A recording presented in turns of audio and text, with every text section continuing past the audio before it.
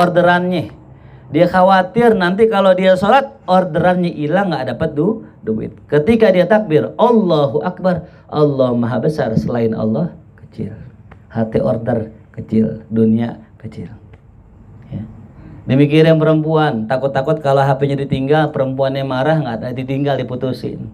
Ketika dia sholat, Allahu Akbar, wa ma siwallah saghir bal aswar.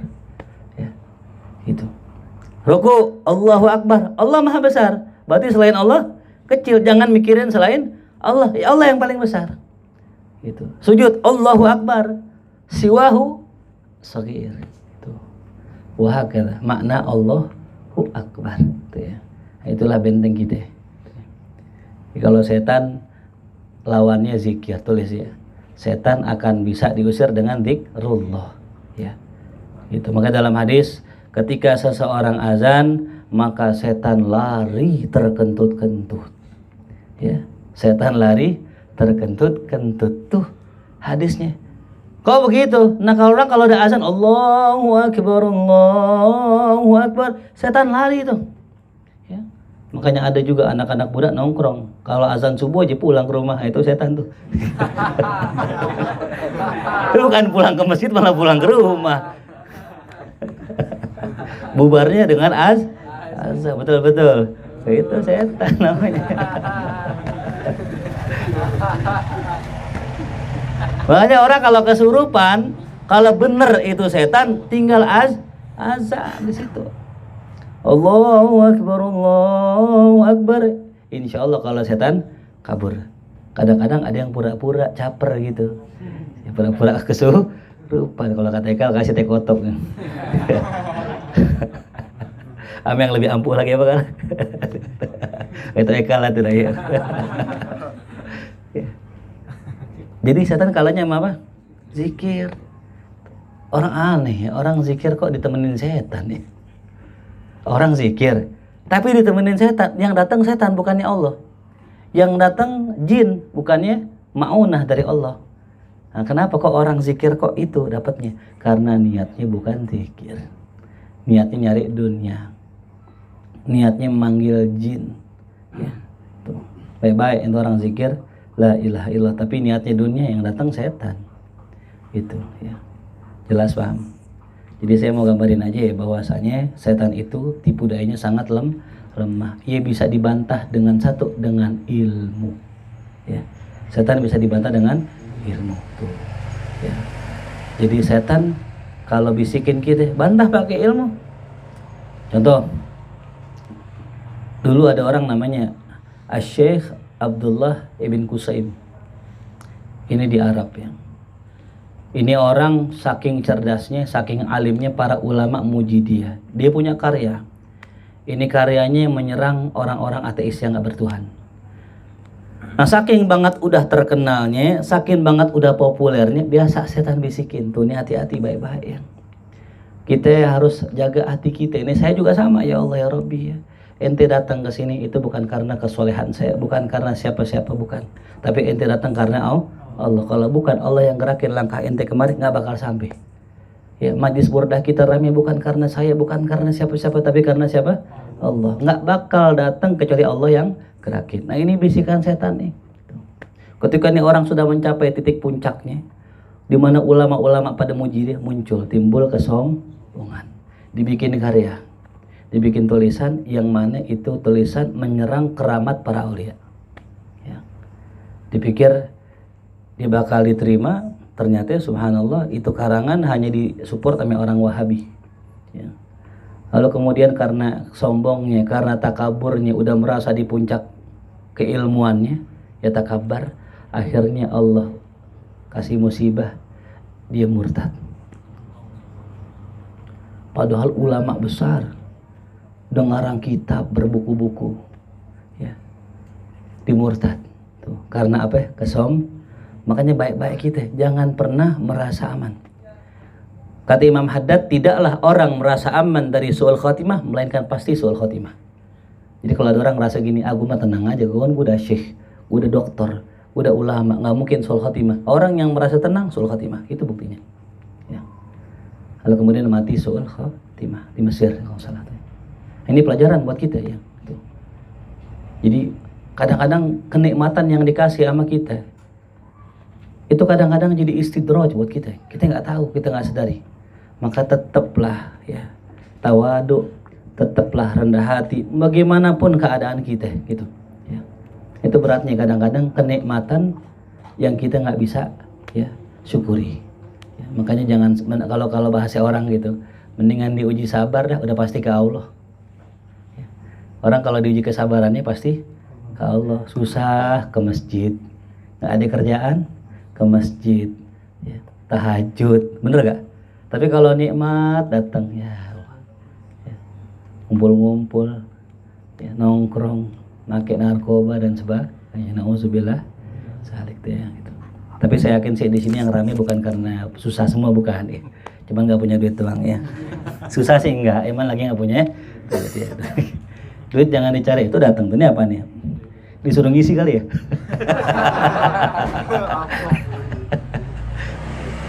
Kita harus yakin bahwa rezeki udah diatur sama Allah. Jadi jangan terlalu ngoyo nyari dunia. Ya. Jadi nggak ada alasan besok ini kemana si Fulan nggak datang? Lagi narik saat, oh nggak ada alasan. Ente ngaji man seminggu sekali, ya. Padahal Allah nyuruh kita tiap hari itu sebenarnya udah kurang banget. Ya. Jadi kalau udah giliran malam Senin, udah giliran malam Kamis, malam Rebo ngaji. Tuh, ya. Karena yang namanya narik kita yang ngatur, bukan Gojek yang ngatur, betul? Ya. Kalau ente kerja aneh maklum, saat shift malam, maklum shift malam. Masa kita ngatur bos kita kan gitu. Nah kalau Gojek yang ngatur siapa? Kita. Yang mau narik siapa? Yang bisa ngatur siapa? Nah itu ya jelas itu biasa gangguan setan. Setan bisikin kita, lu kalau ngaji lu kurang duit lu gitu. Lu kalau ngaji nggak dapat duit tuh. Setan bisikannya. Padahal kalau kita ngaji dapat, insya Allah dapat harta, dapat ilmu, dapat ketenangan dan sebagainya. Ya, karena sebabnya orang bisa kaya tuh bukan sekedar dia punya duit, nggak. Modal nomor satu tenang. Orang kalau dapat tenang, insya Allah pikiran cemerlang. Di mana dapat tenang? Zikir. Ya, dan sebagainya. Jadi semua dari zikir. Bahkan saya punya teman cerita, ada orang kagak sekolah, kagak belajar, tapi jadi profesor. Dia cuma dijazain sama gurunya wirid. Gitu. Itu asror.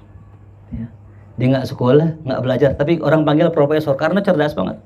Kenapa? Dengan dia berzikir, otak tenang. Ketika otak tenang, belajar apapun gampang masuknya. Coba kalau kita nggak zikir, hati gelisah, hati gundah, mikirin banyak pikiran, belajar tenang nggak? Enggak. Ilmu gampang masuk nggak? Kalau dagang pun juga nggak bakal fokus, nggak bakal muncul ide-ide cemerlang gitu. Tapi kalau orang tenang, pikiran santai, enak, apapun bisa kepikiran tuh. Ya. Jadi bermula aja daripada zikir. Ya. Kemudian waqasadal lain bidzalika an yushgilahu fi salatihi anil iqbal ala Allah wal hudur ma'ahu fihi. Dan itu setan al-lain, yakni setan yang terlaknat, bermaksud dengan mengganggunya an yushgilahu an fi salatihi anil iqbal Allah, untuk menyibukkan manusia dalam salatnya agar dia tidak menghadap Allah, agar dia berpaling dari Allah dan dia tidak hadir bersama Allah tuh ya. Tapi ada faktor lain yang saya baca dalam kitab ya, di antara penyebab kita nggak khusyuk adalah makanan ya. Makanan ya. Ada sebuah kaidah tulis ya. Ada sebuah kaidah yang diajarkan guru-guru kita.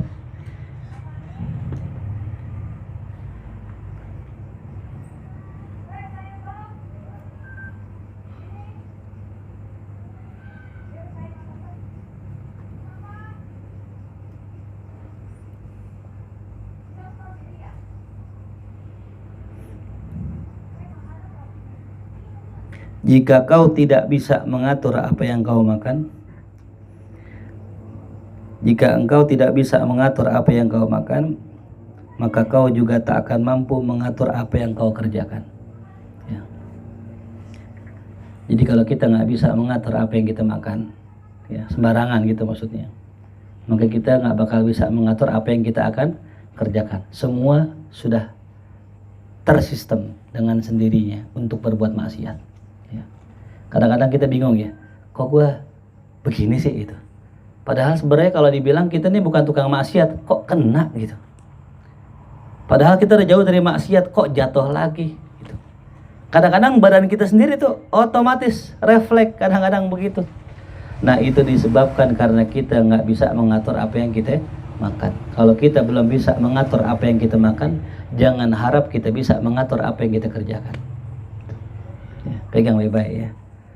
Ya kalau besok kita nggak kalau besok kita nggak bisa ngatur, berarti tanda kita belum bisa ngatur apa yang kita makan. Itu dulu, dari situ mulainya. Ya. Nah kalau kita belum bisa mengubah diri sendiri, maka jangan harap kita bisa mengubah orang lain. Tuh. Jadi jangan capek-capek kita ngerubah orang, bini kita, anak kita. Capean kita ngerubah anak bini kita kalau kita belum ngerubah diri kita sendiri. Ibda binafsi. Mulai dari diri sendiri gitu. Tulis kalau engkau belum bisa ya memikirkan orang lain, jangan pernah berharap engkau akan diikuti orang lain. Ya. Jadi kadang-kadang kita begitu ya. Kita pengen orang-orang pada ngaji, pada ibadah. Tapi pikiran kita mikirin diri sendiri mulu. Ya, kita nyari duit buat diri sendiri, kerja buat diri sendiri, makan buat diri sendiri, nyari kesenangan buat diri sendiri. Jangan pernah berharap bisa ngajak orang lain. Itu. Karena kuncinya ketika kita pengen orang lain pada ngikut sama kita pikirin orang lain ikut sama kita. Itu ya. Pahami buat para guru-guru ya, para pengajar, calon-calon guru ya gitu. Kalau saya mikirin buat diri saya sendiri, ya saya nyari duit misalnya buat diri saya ngajar buat diri saya, ya nggak bakal ada yang ngikutin saya gitu. Ya. Karena bagaimana caranya? Ini semua orang yang di sini itu kita bisa berbuat buat mereka, walaupun hanya sekedar nasihat. Paling banter doa, gitu. Lebih-lebih dari itu. Ya.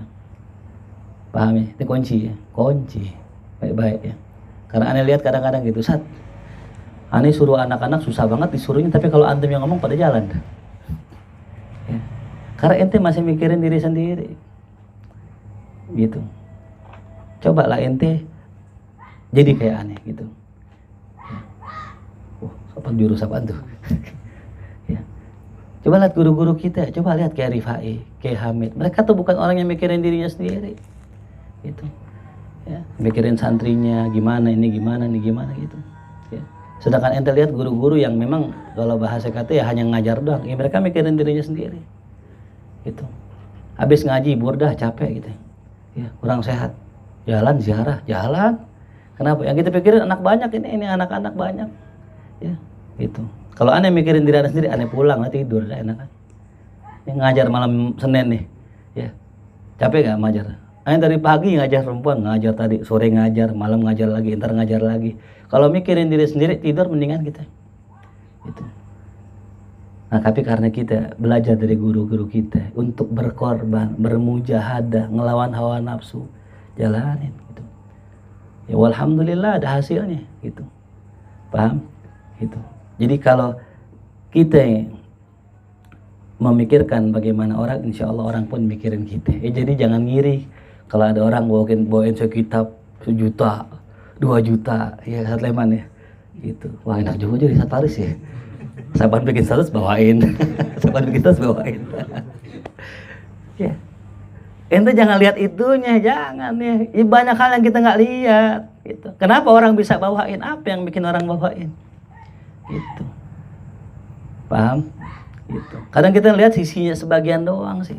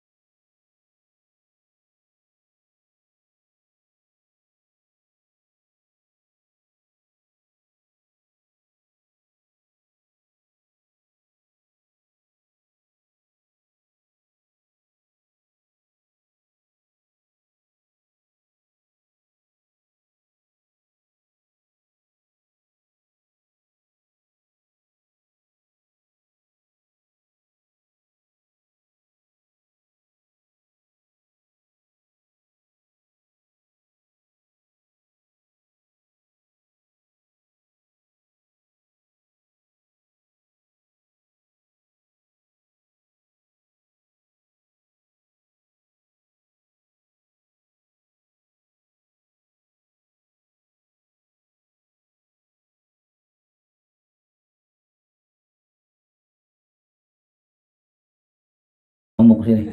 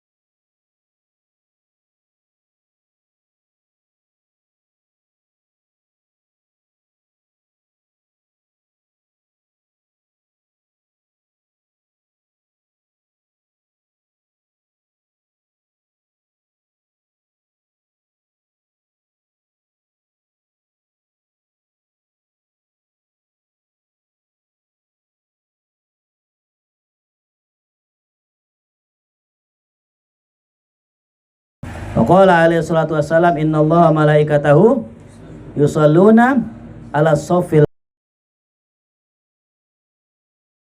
ala sof